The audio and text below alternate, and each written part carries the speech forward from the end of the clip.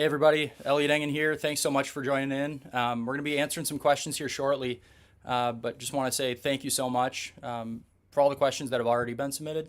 It's going to be a really fun 12 hours here, so we got a long ways to go, but we have a lot of issues to discuss, and I think everybody's just really sick of politics writ large right now. They feel as if it's two parties that really aren't focused on the issues that people care about. So let's dive into them and we'll actually get going here right now. So this is from Angela, and she submitted a question saying, what are your goals for the next 2 years and what positive changes do you hope to achieve? And that's a pretty broad question, but at the end of the day, I think Minnesota needs to be a state that people are proud of again. It seems like there's a lot of stagnancy and a lot of, mediocrity that we're putting up with out of our government, and we should expect more.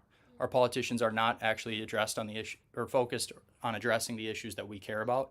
They'll tell us one thing and do a complete another in St. Paul. So I think we should get Minnesota back on track, and the way that we can do that is by implementing the agenda that we had set forth in our first term. When I was going door to door, people were constantly telling me I can't afford life. Education for my kids is not what it should be. And it seems like everything's broken and politicians aren't focused on it. So if we start actually focusing on those issues and put forth policies that prove that, I think we're gonna have a better future here. So let's keep going. Andrea says, what is your position on how you're addressing the opioid epidemic? This is a huge question, and it's one that we need to discuss because it's sad what we've allowed out of big pharma in tandem with a lot of these big drug companies that are pushing this on people, knowing that it's a poison. This is not medicine. Actually, here in Minnesota, we started the Opioid Epidemic Response Advisory Council, and this was championed by one of my colleagues, Dave Baker, who lost his son to the opioid epidemic. And so what it allows for is the state of Minnesota to actually receive payments from these opioid manufacturers for what they've done to our citizens.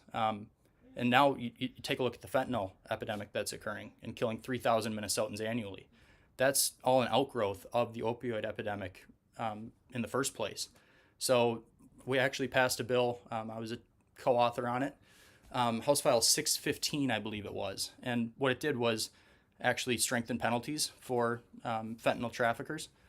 And it gave some resources to first responders and folks like teachers and other organizations that they have Narcan on hand. They have other tools to actually help people who are struggling with this addiction. But I think we need to get into something that's maybe a little bit more cultural. That's the true symptom of this epidemic in the first place. Mental health. I think people are turning to drugs because they don't feel fulfilled in life. There's a lot of people that feel really broken, and opportunities really aren't there for them. So we should be addressing the root cause of the issue rather than just being reactive after the issue's already taken place. So there's a lot more that we can do. I think we still need to strengthen the penalties on traffickers even more. And we also need to take a look at our ports here in Minnesota. A lot of fentanyl is pouring in through the Duluth ports, and you can actually see that's where the epidemic's kind of started here in Minnesota. But a broken border has also been contributing to it. It's made Minnesota a border state because we're the last stop on I-94 after they're bringing all their drug supply up through the U.S. and it ends up getting all dumped here, whatever they have left over. So it's a huge issue, and it seems like Democrats actually were against any sort of penalty increases on the traffickers that are causing this. That was a big holdup on that bill, and it shouldn't be. It shouldn't be controversial to say that people who are selling you something that ends up killing you should be punished. But we can do more on this issue. So thank you so much for that question. So let's see. An anonymous question came in. Any chance at advocating for more required health education and physical education to help our youth get healthier? When it's only required one time in high school, it sets the tone that it's actually not that important. This is a huge issue. You take a look at healthcare in the United States across the board. I don't think it's working.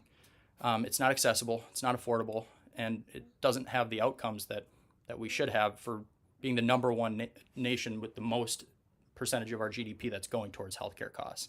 I think 44% of our state budget is going towards healthcare right now. But it just seems to be sick care, not actually healthcare. We have a lot of people that are, I think, chronically ill, and I think that's something that we need to look into. I know RFK Jr. is actually somebody who's been talking about this issue and bringing it to the forefront, which is a good thing. We shouldn't be okay with the fact that our life expectancy is actually going down here in the United States, even though per capita there's more people that are having access to health care. It doesn't seem like it has really an ROI that it should. One of the bills that I've kicked around, and I almost introduced it in 2023, but we ran out of time at the first committee deadline, was a bill to make it a tax credit to have a gym membership. I think that that's something that we can start incentivizing. Taking care of your own health is an investment not only for yourself, but it's going to save the state a lot of money. I saw a statistic that said 60% of all life savings are typically spent in the last 6 months of life. And that's devastating. We should be doing more to incentivize good behaviors in health. And I think that will also lead over into the mental health side of things. There's direct correlations between folks who go out and work out, use that as a form of stress relief, and having better mental health outcomes. So yeah, we need to talk about this more. We need to be incentivizing good behaviors, and also the food that we eat. I think 80% of the drugs that are, I'm sorry, not drugs, but the MSGs that are outlawed in European countries are legal here.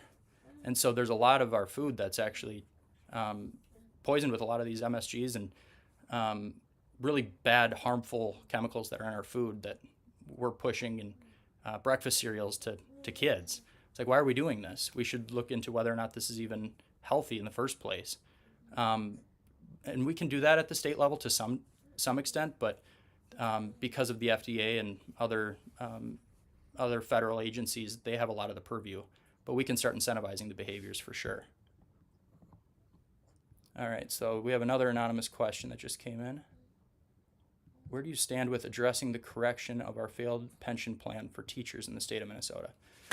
Yeah, let's talk about this. So I was a co-author on House File 2222. And what that would have done is bring down the retirement age 2.5 years, because here in Minnesota we actually have one of the highest retirement ages for teachers. And it would have drastically helped our pensions, which we need to do. We're losing teachers right now at a 35-year record high. It's sad what we're doing in education here in Minnesota, because they claim to have this historic education funding bill, except districts are struggling more than they ever have. They had 65 unfunded mandates. They went after teacher salaries. They radically changed even the licensing requirements for teachers. So it's harder to become a teacher now, even though we have this shortage. So there's a lot that we should be doing on this, and we need to make sure that our funding for education isn't just going to bureaucrats and Minnesota Department of Education boardrooms in St. Paul. It needs to go with the students and the teachers in the classrooms. And right now that's not occurring. That's why we have a 47% reading proficiency rate amongst our own students. We have a lower reading rate than the state of Mississippi, and we shouldn't be okay with that. We need to start getting serious on education again and making Minnesota the destination state for it, because right now it is simply not. All right, so that was our first batch of questions here. Just kind of want to let you guys know what the day is going to look like with this, because this is a completely new idea that we put together at the last minute. And we're like, hey, we should just be accessible to everybody, especially right before Election Day on Tuesday. So as you guys submit questions, I'll get notified that a question's been submitted either on my website or on any of my social media platforms, Twitter, Facebook, Instagram, and YouTube. If you guys send over those questions, I'll go live right away and I'll answer them, and we'll continue the conversation. But yeah, for the next 12 hours, I'm all ears. So please ask away, and you can remain anonymous if you wish to. But we ask that District 36A residents are the ones that are submitting these questions.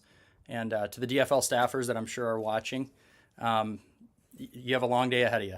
But I think that this is going to be a fun